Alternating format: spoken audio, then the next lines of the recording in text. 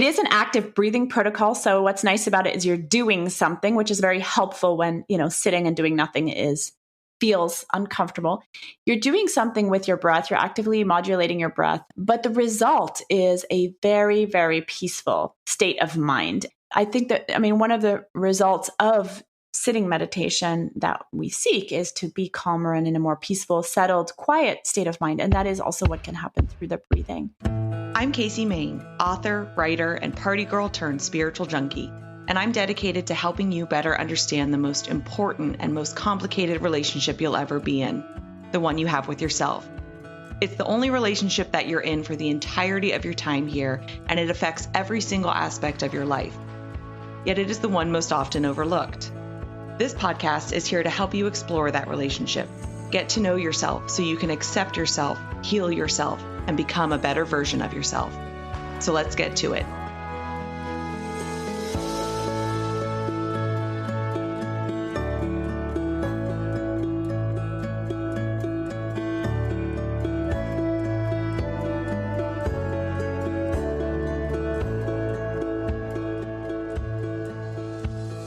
Hello and welcome back to another episode of the Better You podcast. I am your host, Casey Main, and as always, I just want to start off by thanking you very much for being here.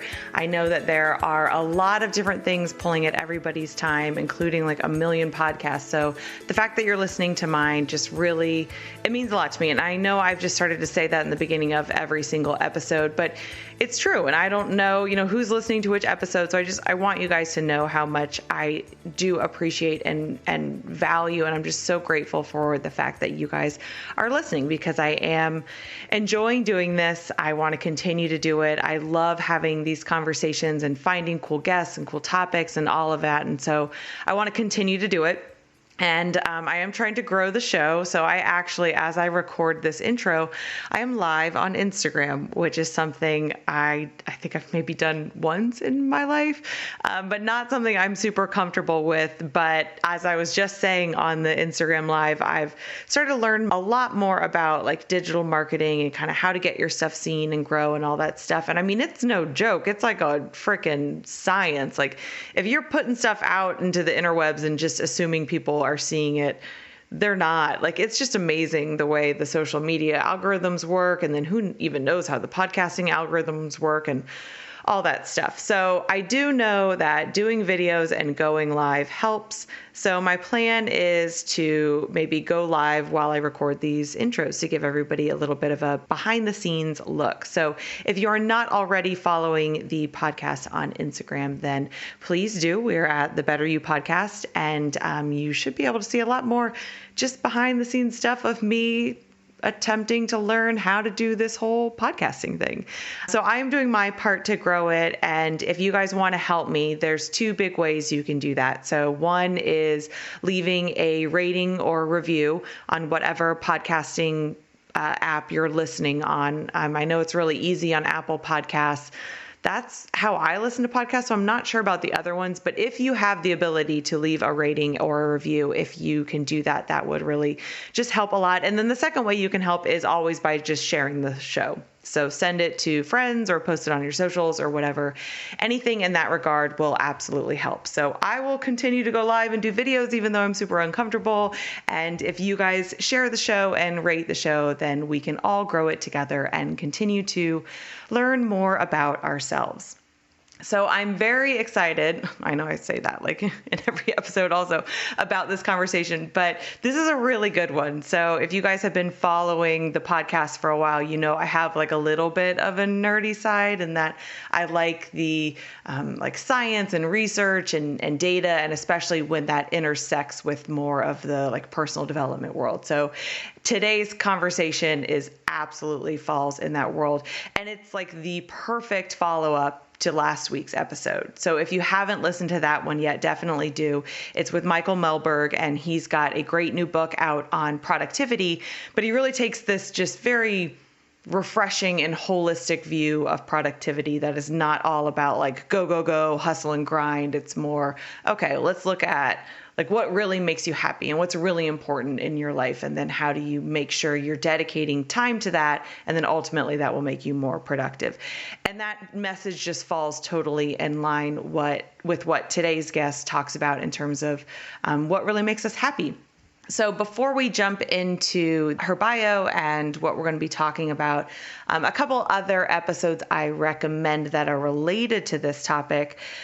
If you haven't listened to episode 43, Brainwash Yourself to Make Better Decisions with Dr. Austin Perlmutter, that's a good one because in that conversation we talk about empathy and what that does for your brain in terms of decision making. And then today's guest talks about compassion and happiness and how that is intersecting like with what's going on in our brain. So just kind of relevant. So if you're into today's episode, then definitely go back and check out episode 43. And then we talk about mindfulness-based meditation.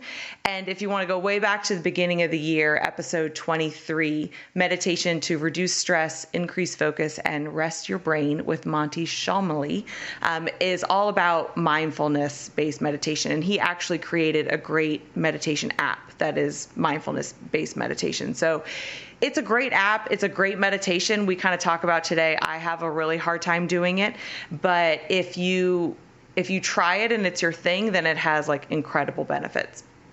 Okay, so let's go ahead and learn a little bit more about our guest today. Emma Seppälä is the science director of Stanford University's Center for Compassion and Altruism Research and Education and the author of The Happiness Track: How to Apply the Science of Happiness to Accelerate Your Success. She has spoken at TEDx Sacramento, TEDx Hayward, and companies like Google, Apple, Facebook, Ernst & Young, and a United States congressional hearing. Her articles have been featured in Harvard Business Review, The Washington Post, Business Insider, Psychology Today, Fast Company, Forbes, Huffington Post, Mind Body Green, Greater Good Science Center, and Scientific American Mind. She's been a repeat guest on Good Morning America, and her work and research have also been featured in the New York Times, the Washington Post, the Chicago Tribune, NPR, Boston Globe, the Atlantic, Vogue, ELLE, CBS News, Oprah Magazine, U.S. World and News Report, Cosmopolitan, ABC News, Business Insider, Self, Glamour, and the World Economic Forum. So pretty much anywhere and everywhere online. And she was also featured in the documentary film, The Altruism Revolution and What You Do Matters. Her research on yoga-based breathing for military veterans returning from war in Iraq and Afghanistan was highlighted in the documentary Free the Mind. And in this episode, we discuss how and why she got into the field of studying happiness and compassion, why college students are at the highest risk of mental health issues, the results of a recent study that tested the effects of mindfulness, emotional intelligence, and sky breath meditation on stress among college students, why breathing practices are so effective in changing our emotional state, what happens in our brain and in our bodies when we suppress our emotions, the benefits of sky breath meditation and how you can learn it, the reason we have a stress response and what's happening to our bodies when we are constantly in it, our tendency to tie happiness to feelings of excitement instead of feelings of calm, and the benefits of choosing calm over choosing excitement. All right, so this is a great conversation. I will tell you, we had some technical difficulties connecting and we only had an hour. So unfortunately, we have to kind of cut off the conversation a little bit abruptly. I could have talked to her for hours. Maybe we'll be able to convince her to come back on and talk about more stuff in the future. But this is a great one. It's just jam-packed with like all these golden nuggets. So we are just going to go ahead and jump into this conversation.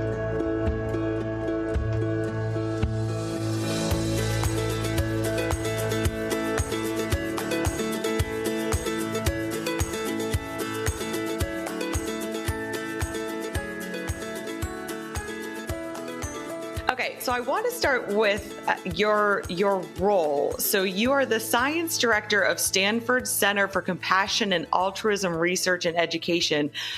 I love that. I love that even exists, but explain a little bit about what that means. What is the center? And then if we could go back a little bit and kind of look at like how you got there, like a little bit of your background.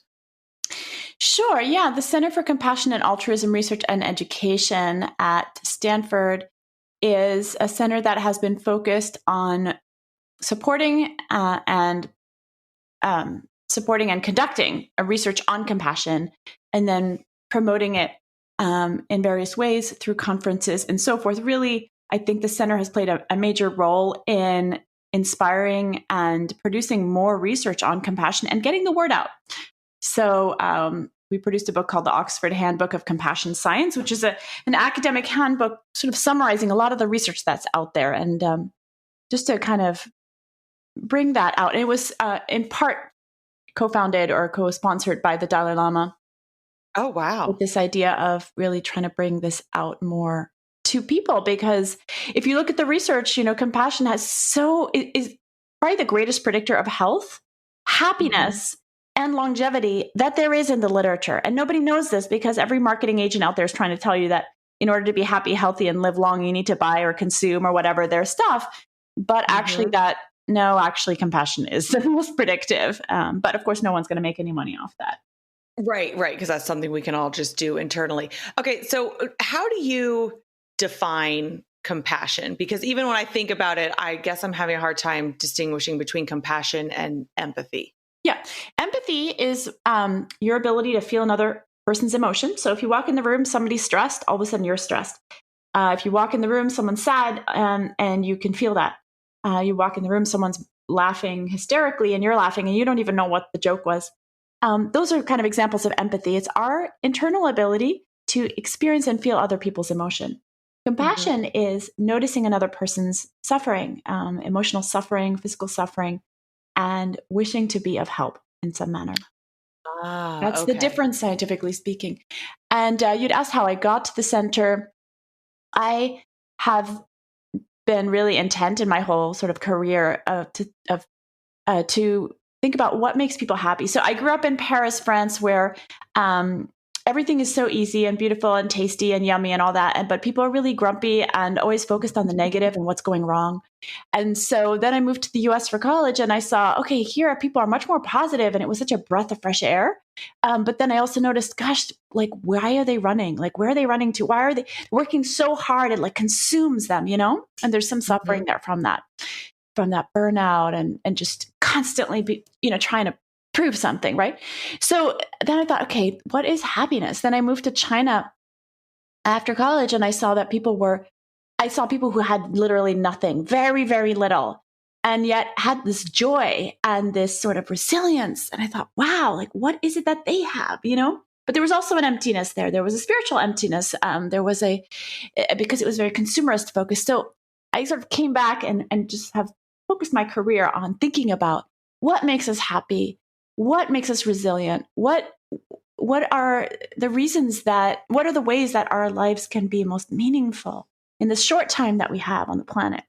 And so that's what sort of the big picture focus of my studies. But then I've run a number of studies, particularly on well-being, meditation, breathing practices, and so forth, for well-being for students, for veterans, and others.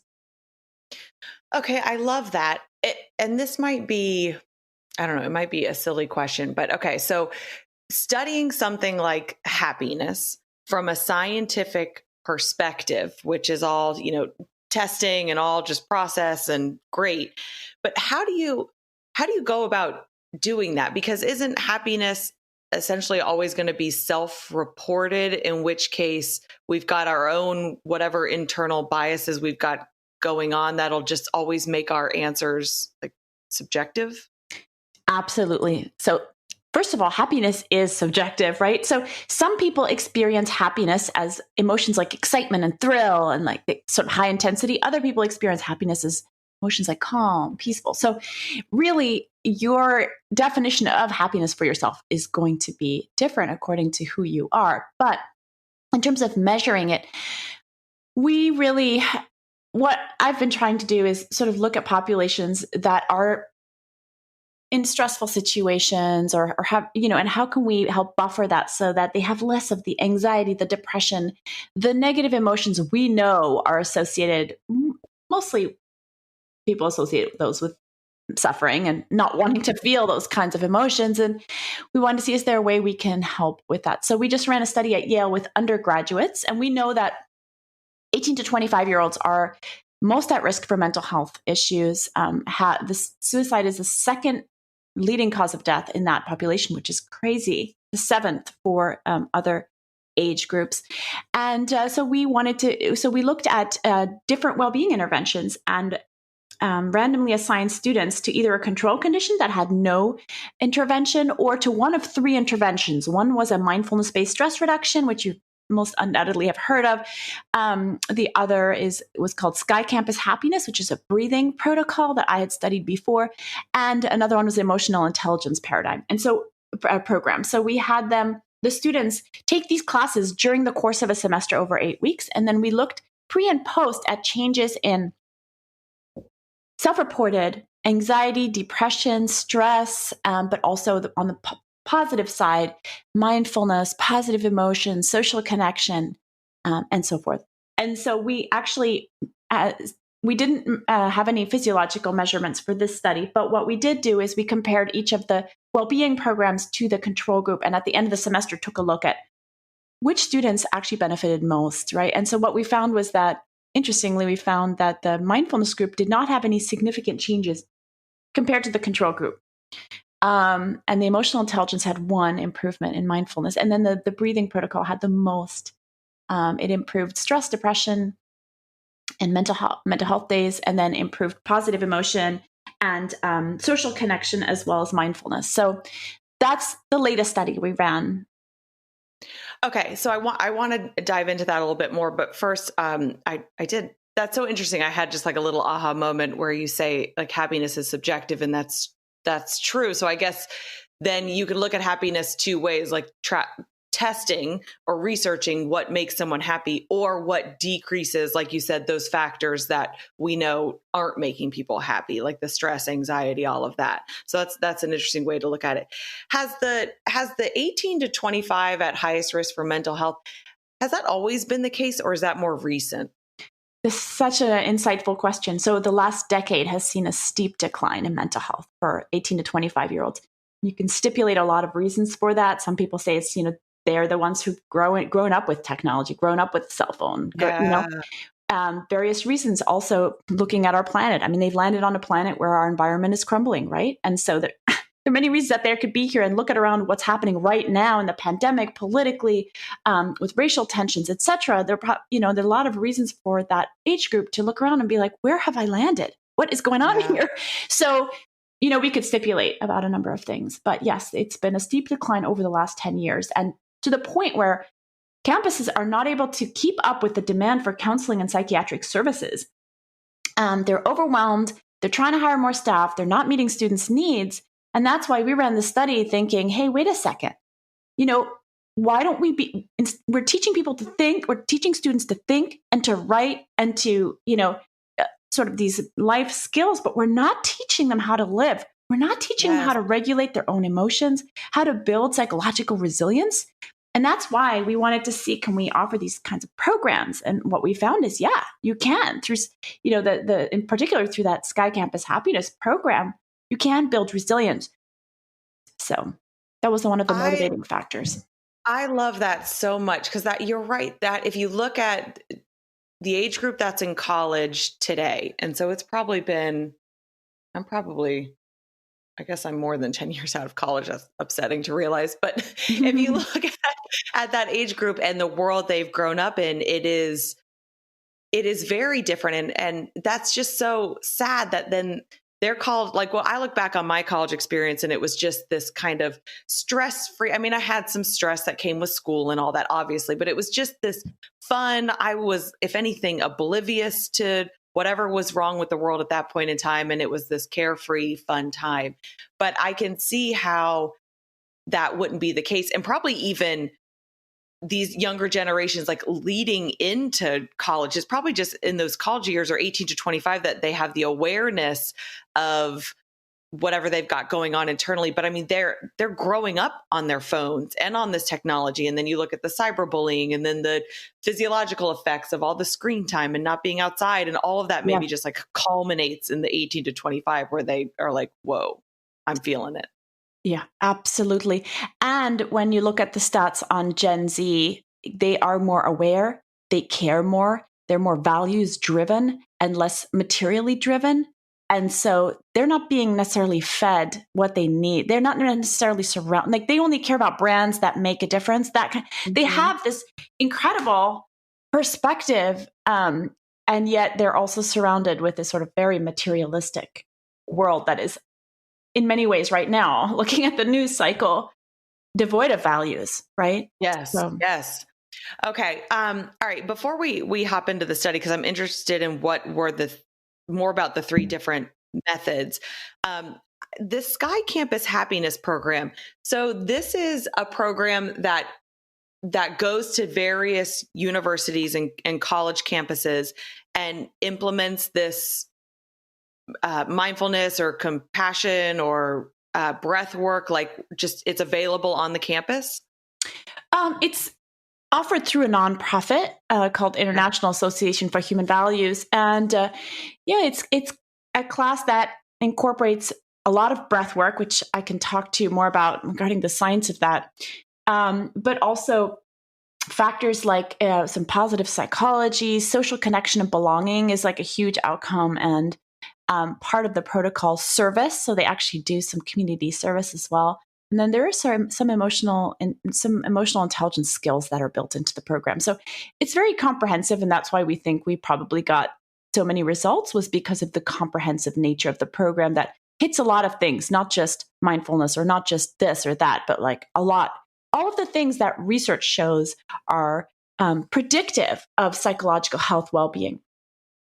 Oh, I love that. I just wish that had been around when I was in college, and I don't know that I would have opted to take that course. I hope that I would have, but now at this point in my life, I can just imagine the difference it would make to have been taught those tools and incorporate them just into part of your daily life, like your non-negotiables that you need in order to stay happy and energized and all that stuff. To get those like implanted in your life at that young age, like right? The difference that could have made for me, up until this point, I just can't even imagine. Like that's really cool. Okay.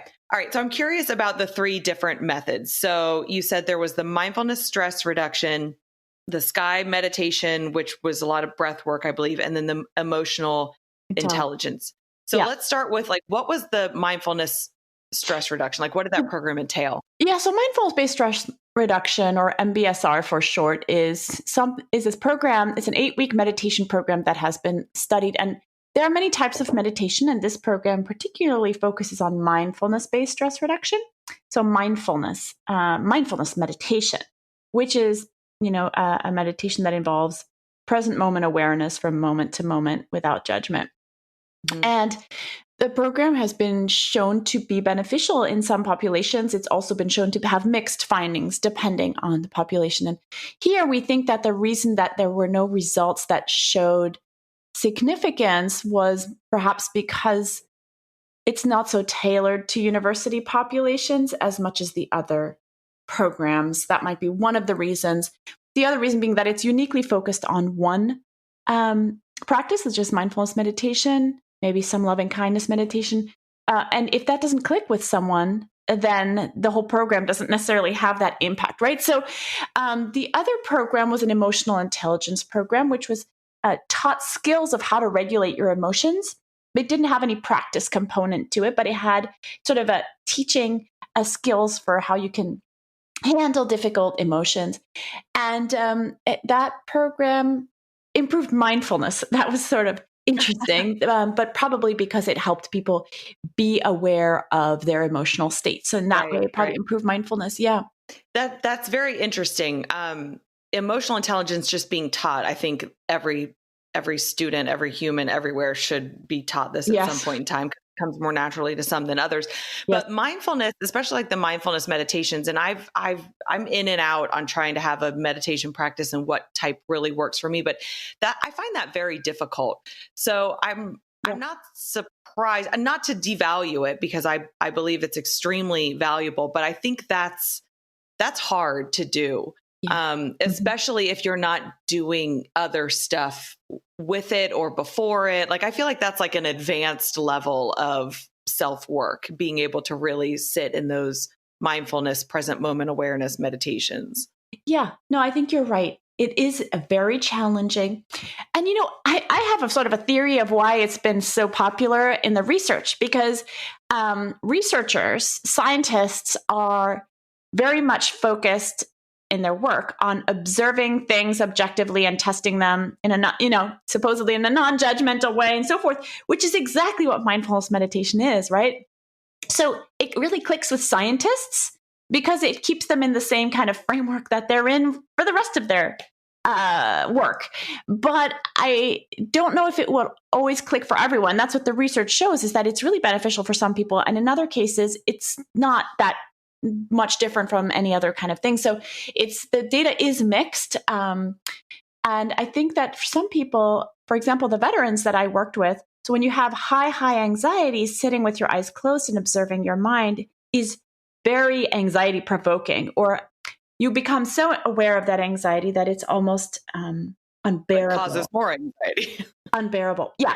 So we noticed that I wanted to, with my team, study interventions for veterans with trauma, because we know that traditional interventions like therapy or medication in many cases don't work for them. And so we had considered mindfulness, but then some of our colleagues at the VA had said the veterans are dropping out. And we thought, for high anxiety, that's not necessarily the best first approach. Meditation is amazing, and there are many different types of meditation. Mm-hmm. Can we try something else? And that's when we tried the sky breath meditation, which is also what is taught in the Sky Campus Happiness. And we tried that in a study with veterans. And it was it worked there too? Well, it was actually surprisingly successful. So after 1 week of them learning the sky breath meditation, they their anxiety normalized. So they actually didn't qualify on paper as having post-traumatic stress or anxiety, normalized. And 1 month later and 1 year later, the anxiety was still normalized, suggesting sort of a permanent improvement or shift for them. In fact, many of them went back to school, got married, were able to keep a job. Like, they were in their basements before that, drinking and smoking pot to just try and make it through the day, through the night. And so that was really incredible. And you'd asked about physiological sort of changes, and we actually measured physiological changes in their startle response. So you'll notice if you're feeling very anxious, haven't slept, or just stressed about stuff, you hear a loud noise, you're more likely to startle. Mm-hmm. If you have post-traumatic stress, the startle can be so intense, like a noise you wouldn't even notice, like they're diving under the table and cursing, So we measured startle pre and post, and found that after doing the program, their startle response was very much improved. That's amazing. Yeah. Okay. So, all right. So let's dive into what is it? What is sky breath meditation? So let me just back up a little. Why is breathing so effective? Why are breathing practices so effective? So breathing actually is one of the fastest way for you to shift your emotional state. For example, you'll notice that for different emotions, your breath changes and has different rhythms. Have you noticed that? Mm-hmm. Yeah. So like anxiety, stress, anger, your breath changes, right? I'll notice I'll hold my breath. Sometimes when I'm feeling anxious or stressed or upset, like if I go into any kind of negative emotion, I'll sometimes catch myself holding my breath, and then I'm like, breathe. Exactly. Yeah. And then other examples are like sobbing or laughing, or if you watch little kids running in the sprinkler in the summer, their little bellies just going, like when they're happy, there's such deep breaths, right? But the interesting part is that, and a study looked at this, they looked at different emotions and whether people's breathing changed. And they found that, yeah, for every emotion, the breath is actually very different. It looks different scientifically. And so then they had different participants come in for the second part, for another study, and they just gave them the breathing instructions that corresponded to the emotion. And then they asked them how they felt. What do you think that they found? That the breathing evoked the emotions. Exactly. And this is huge. Like, this is so huge, because if you think about it, like, what have we been taught in our society to do with our emotions, our big negative emotions? What if, like, from childhood on? Stuff them down. Huh? Stuff them down. Exactly. Just suppress, right? Everybody has learned this. And I can tell you from research, what the research shows happens when you suppress emotions is that they get more intense internally. So, for example, anger raises your heart rate and blood pressure generally, and sort of evokes that fight or flight response in your body. But when you suppress it and pretend not to be feeling it, those systems go haywire, even stronger. And at the level of the brain, the emotion centers are activated much, much more, much stronger. And so it's self-defeating. And the other thing is that usually we suppress our emotions because we want to maintain our relationship with the person we're talking to. But that person's heart rate increases when we suppress our anger. That's what. Because they can like feel it like that. Isn't there something, and this is maybe a little off the wall, but that the energy of our heart can be monitored or felt or seen like some crazy number of feet like outside of our body? That's really interesting. I'm not familiar with that, but I am familiar with the fact that when two people are speaking in sync, their heart rate, and they're really connecting, their heart rates start to synchronize, and their breathing starts to synchronize, which is really amazing. But what happens with suppression is that the other person doesn't intellectually know what's wrong, but all of a sudden they're not feeling comfortable around the person. You know, we've all had that where we're with someone and all of a sudden we're like, I just don't feel comfortable around this person. And I don't know why. Yeah. Chances are that they're suppressing, and our body registers inauthenticity as threat. Right? Oh, that is so interesting. Okay, because I noticed that around certain people, like, and we talk about this, like, it'll be like, oh, you have bad energy, you're giving off a bad vibe, like, but then we never really look at, okay, what does that mean? But you can feel it around certain people. And I think for a long time, I thought, like, I find it's hard to figure out, okay, is it me? Do I feel uncomfortable around this person, or am I picking up on something within them, which is kind of like what you just said, like that they've got something going on and I just feel it. Yeah, your physiology is responding and your brain's trying to figure out what's going on, because our physiology responds way faster than our intellect can catch up with it. So that's one of the things. So going back to the breathing thing, what we've learned about regulating our emotions is not good for us, not good for our health, and it's not good for our relationships. It basically just doesn't work well. The other technique that psychologists recommend is sort of reframing, sort of cognitive reframing, which is think about the situation from a different perspective. And that's fine and good if you're talking about being upset about a parking ticket and sort of reframing it like, okay, I'm going to get home faster because I parked there. So I'll just consider this a donation to the city, which I kind of like the city, you know? So whatever you're thinking. But what happens when you have a big, strong emotion? It happens if you have big sadness, big anxiety, big anger. What then?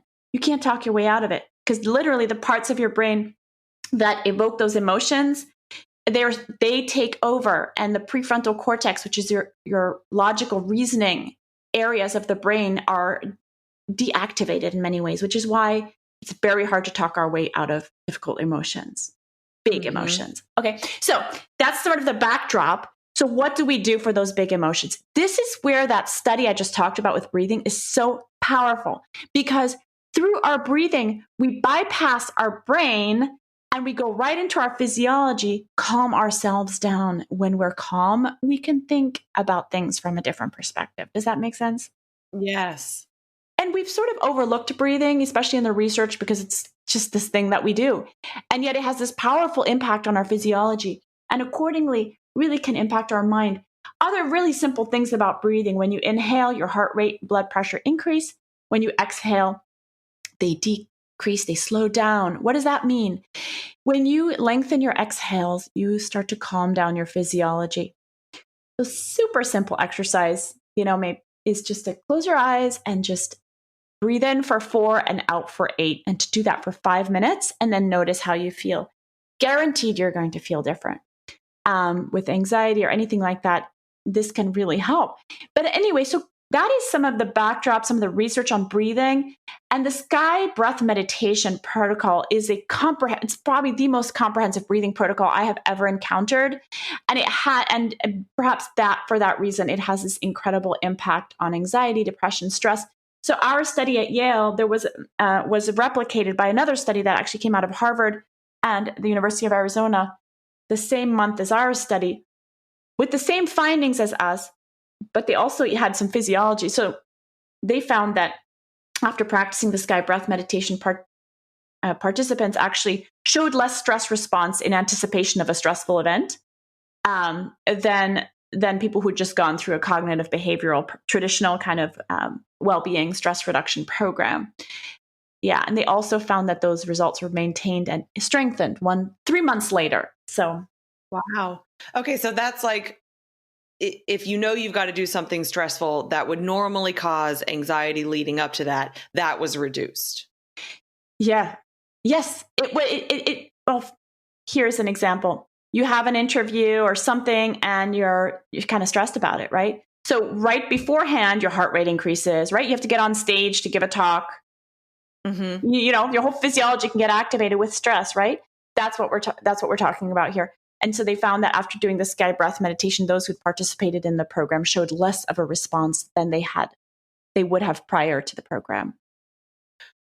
Okay, so what all did the program involve? Like, is this something they did on a daily basis, mm-hmm. weekly? Like, how intense was it, and like what all did it entail? Yeah, good question.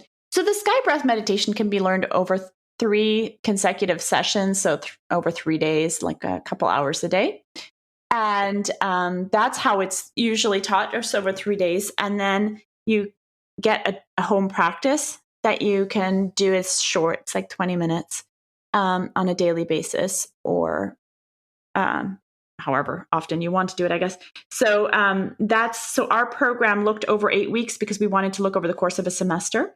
But mm-hmm. the program out of the Harvard Arizona study only looked at the short program and still saw those like really huge effects.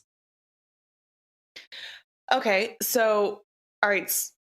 So you learn it, and it takes a decent amount of time to learn it. But then as far as a daily practice, it's only like 20 minutes or so. Exactly. Yep. And I personally got interested in this because I was in New York City during 9/11. I just moved there a couple of days prior, in fact. And after that, I had incredible anxiety every morning at 8:30 a.m. It would take over my entire body. Mm. And I tried a lot of things. I would go to Bikram yoga like every day. I tried mindfulness. I tried with all my heart at the time to practice, but I had that experience of too much anxiety to be able to sit still.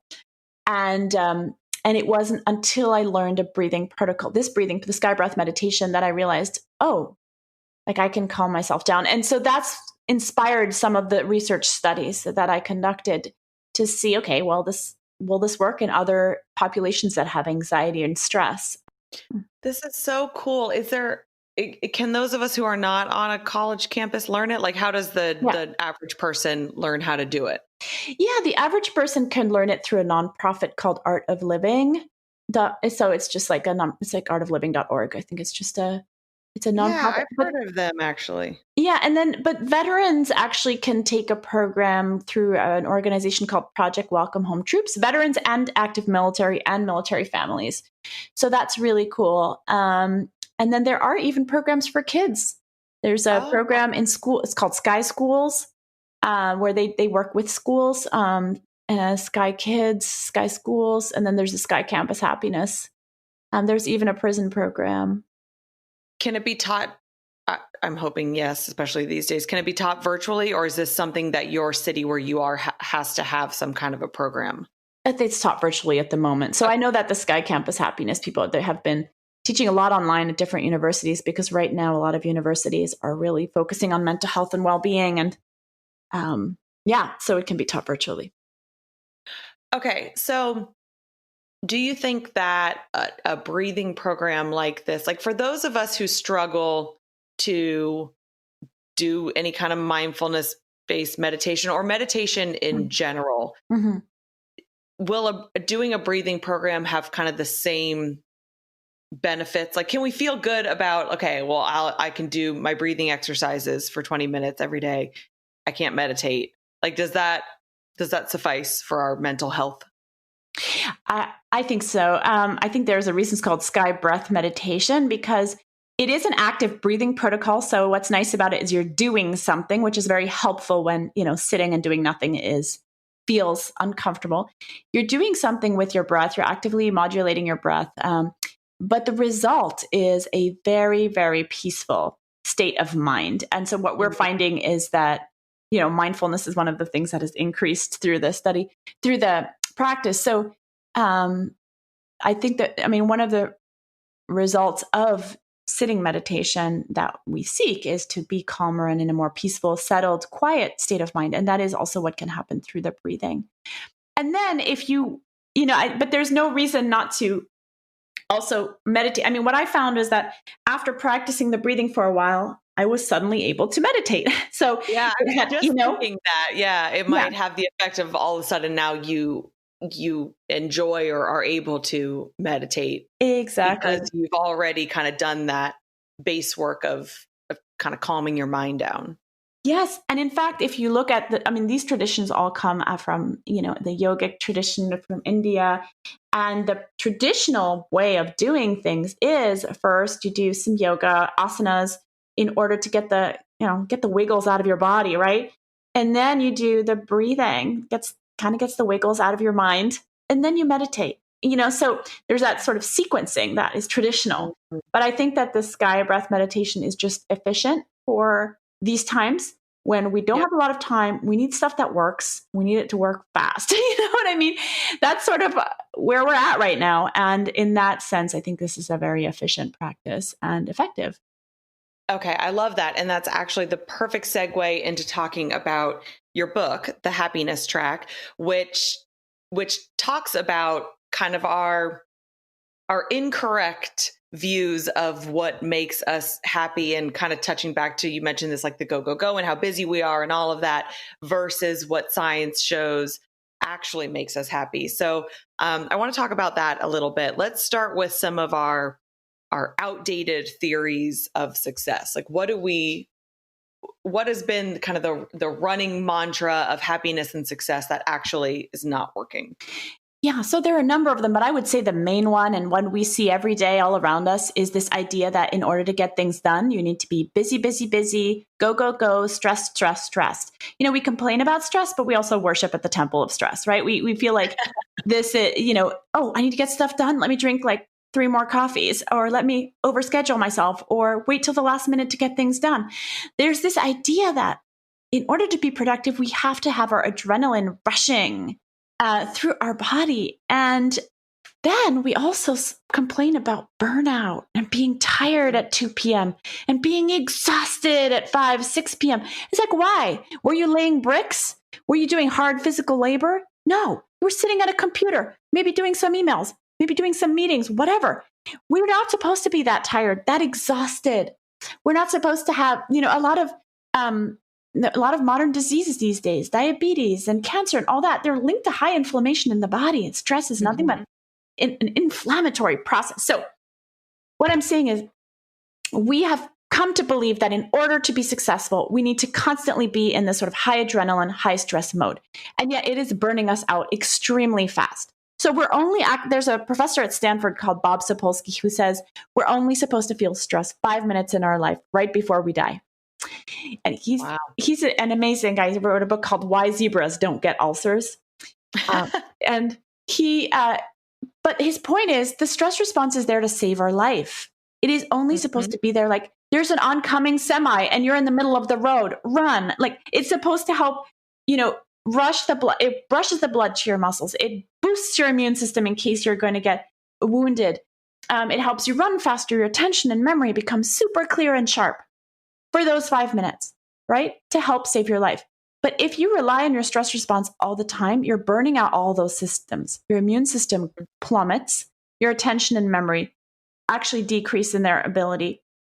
And just overall, you're burning through your body's resources, which is why there's fatigue, and different kinds of repercussions. Burnout is at 50% across industries right now. So that is not working for us, if that makes sense. Mm-hmm. If you like, I can tell you what does work, what the research does show in comparison to that. Okay. Yes, I do want to know that. And this might be partly answering that question, but I'm curious, like, is it a matter? Because I'm sure people listening right now, and I find myself even doing it, be like, okay, I know, but there are a certain number of things I have to get done throughout a day to continue with work or life or whatever. So is it about the number of things we're doing, or is it about kind of our mindset while we're doing them, and that we're doing them in this stressed out, frantic way instead of in a kind of calmer, more peaceful manner? It's really about our approach. If you are in a calmer state of mind, you'll actually get more done. And you'll get it done better and in a way you're more proud of. Let me tell you, so we are always excited about everything. Everything's about excitement in the United States in particular. If you ask people to define happiness in the United States, they'll use words like excitement and thrill. If you ask people in East Asian countries, China, Japan, Korea, to define happiness, they will use words like calm and peaceful. So all those words are positive emotions. We value excitement. We also value stress. We are always in this sort of high intensity mode in our lives. But guess what? All of that activates the fight or flight response, the stress response in your body, which is fine. I mean, there's nothing wrong with feeling excited. But what I'm saying is that we're constantly relying on it. And we, even we'll say like, oh, I'm so excited to talk on this podcast with you. I wouldn't be like, oh, I'm so calm to talk, even in our wording. But here's what happens. This is what the research shows happens when you are calmer, when your mind is calmer. One, your attention is much, much broader. You literally see more things physically. A research study with people who'd gone through a meditation retreat showed that they were actually able to perceive more images than others when shown consecutive images in a row really fast. When you're calmer, your attention is broader. Think about a day when you're stressed and walking down a hall or in a room with people, you probably don't even notice if somebody looks sad, if somebody looks flustered, if something's not going right. Why? Stress makes you focused on yourself, first and foremost, and it also makes you very tunnel visioned. So you're less able to perceive. It therefore lowers your emotional intelligence. We've all been there where we've been stressed and we said the wrong thing. We sent the wrong email. We do things we regret later. Oh, yeah. I did that just the other night. I was stressed and I just kept like snapping at my boyfriend while I was making dinner. And to the point, it wasn't until later in the night that I'm like, why was I so irritated at him? It had nothing to do with him, but he's the one who got the brunt of it. And then I felt bad about it. See, that's so interesting. I mean, it's so insightful, right? Literally, most of our emotions, I would say, have nothing to do with what's going on and more to do with the state of our mind. But that's maybe for a different conversation. Oh, well, no, 100%. That's the whole reason this podcast exists, is that essentially it comes down to our relationship with ourselves and what we've got going on in terms of how we're perceiving the external world, how we're interacting with it, like all of it. Like I'm very much on this mission and journey to kind of just bring it all back to self. Cause I think that's we're so in the society of pointing outward instead of like looking inward. That's so beautiful, Casey. And and so that's another reason with this calm, when you're calmer, you're also able to be a better decision maker for the very reason we just described, right? Think about a big decision you need to make when you're feeling super stressed versus when you're feeling calm and peaceful. It's going to be a different outcome, and the decision is going to be just as important. And so it's so useful. The other thing is that the number one trait CEOs look for across industries, across countries in incoming employees is creativity, the ability to innovate, right? Makes sense. If you're going to beat the competition, you have to be innovative. Here's the problem is that when you're stressed, that's not when you come up with your best ideas. Mm-hmm. You'll notice that you come up with your best ideas when you're taking a walk, when you're outside, right before you go to sleep, when you're in the shower, in these odd moments when we get these kind of ideas that come in our mind. Why? Because neuroscience research shows that those aha moments are most likely to come when our brain is in alpha wave mode, when it's in this sort of relaxed, it's not asleep, it's alert, but very calm. That is when those ideas, those creative insights come to you. And that is one of the most important skills in our life, whether you're trying to get your kids to eat vegetables or you're working on an innovative project for your work or your community or whatever, is to be able to access that creative part of yourself. And we can only do that when we're calmer.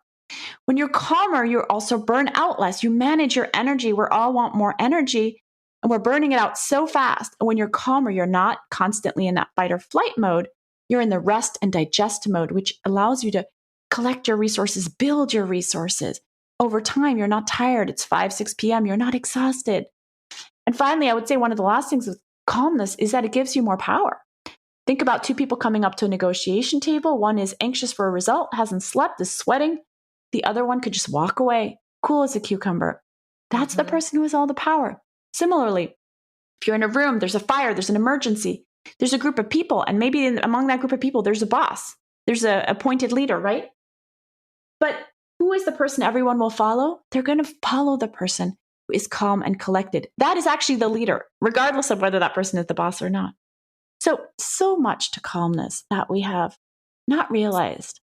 Yeah. And you know, I've encountered some calm people in my time, and I always think, oh God, that's like so great. Like I feel like, oh, that looks like just such a peaceful life. And you're right, they don't get all stressed, and there is this leadership power quality about them because they're not all like all over the place.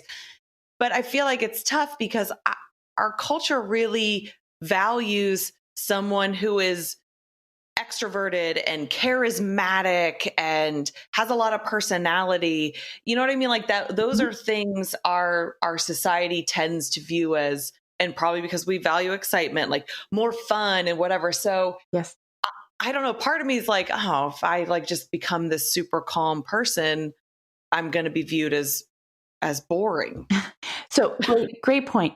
And this is not the case at all. So just because you're calm, actually, if you're calm, you're more charismatic. Why? When we're stressed, our mind is all over the place.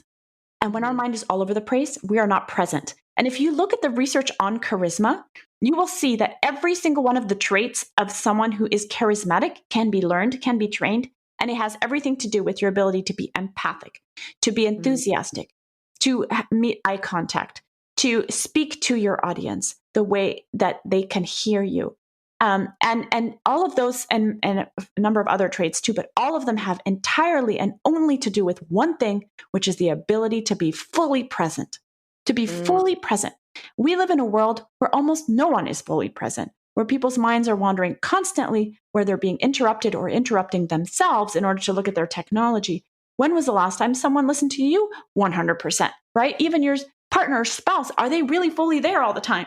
So when someone is fully present, that makes them charismatic. And you can only be fully present when your mind is calm. And to your point, like some people will talk about, oh, I met this person like Bill Clinton or somebody, and they have a reputation of being highly charismatic. They made me feel like I was the only person in the room. How do they do that? Complete presence. And to your other point about the charisma thing too, is that you can be calm in your mind and still be enthusiastic in your words and still be fun. It just means you're not also frazzled. It means you're not torn apart inside by your stress and your anxiety. Do you see that? You can still be. I have a friend, you know, she's a performer, and she said, oh, well, now I just don't have stage fright, but I perform even better.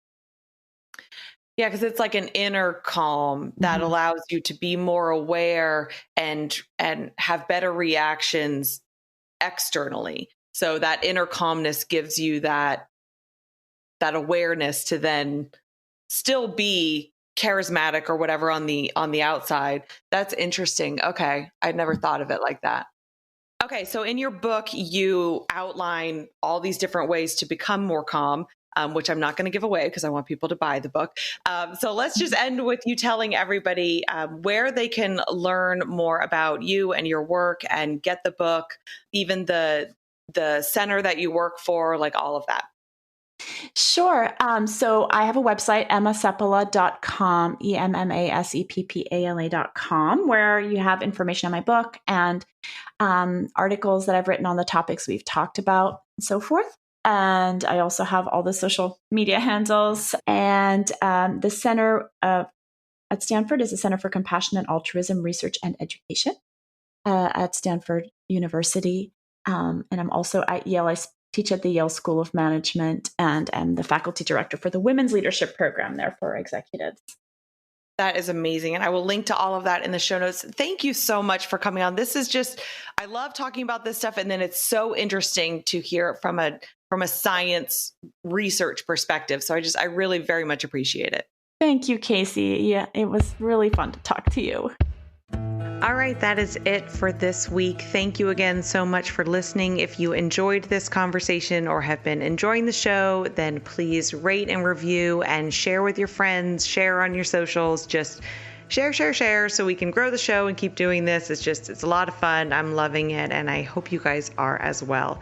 Make sure you're following us on the socials. I'm going to be trying to do a lot more fun stuff there. We'll see if I stick to it. Hopefully I will. We are on Facebook and Instagram at The Better You Podcast.